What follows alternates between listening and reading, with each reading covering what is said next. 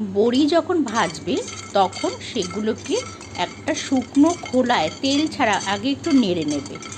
তারপরে এতে তেল দিলে তাতে বড়িগুলো তেলও কম লাগে এবং ভাজাও হয় খুব ভালোভাবে। আমি দেখো তাই করেছি। প্রথমে বড়িগুলোকে একটু নেড়ে নিয়েছি, তারপরে তেল দিয়ে বড়িগুলো দেখো লাল লাল করে ভেজে নিয়েছি।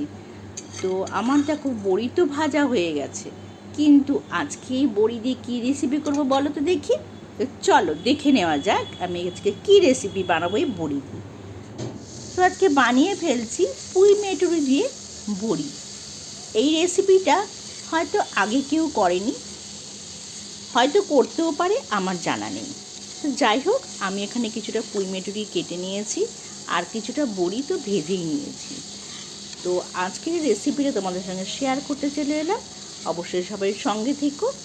তো আমি প্রথমে তেল দিয়ে তাতে অল্প একটু পেঁয়াজ আর কাঁচা লঙ্কা দিয়ে একটু ভালো করে ভেজে নিয়ে তারপরে দিয়ে দিয়েছিলাম কেটে রাখা পুঁই মেটুরিগুলো খুব ভালোভাবে এর সঙ্গে নেড়ে চেড়ে তারপরে দিয়ে দেব লবণ আর হলুদ, আর কিছু মশলা মেটে দেবো না।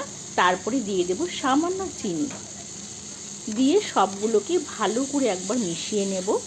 খুব ভালো করে মেশানো হয়ে গেলে আমি এর মধ্যে অল্প একটু জল অ্যাড করব, দিয়ে একটু ঢাকা দিয়ে দিয়েছিলাম। তারপরে ঢাকা খুলে দেখো যেইটুকু জল রয়েছে আর আমি ঢাকবো না। এবার আমি এর মধ্যে ভেজে রাখা বড়িগুলো দিয়ে দেব। বড়ি দিয়ে আমি এগুলোকে আরেকটু ভালো করে নেড়ে চেড়ে নেব যতক্ষণ না এর জলটা শুকিয়ে যায়। এতে কী হবে, বড়িগুলোও সেদ্ধ হয়ে যাবে আর আমার পুঁই মেটুরিগুলোও সেদ্ধ হয়ে যাবে।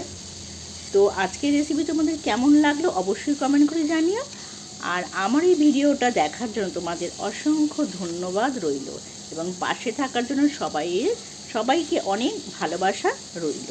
তো বাড়িতে অবশ্যই একবার ট্রাই করো আর কমেন্টে জানিয়ে দিও কিন্তু কার কীরকম লাগলো আজকে আমার এই বড়ির রেসিপি। নতুন না, একদম ইউনিক, তাই না?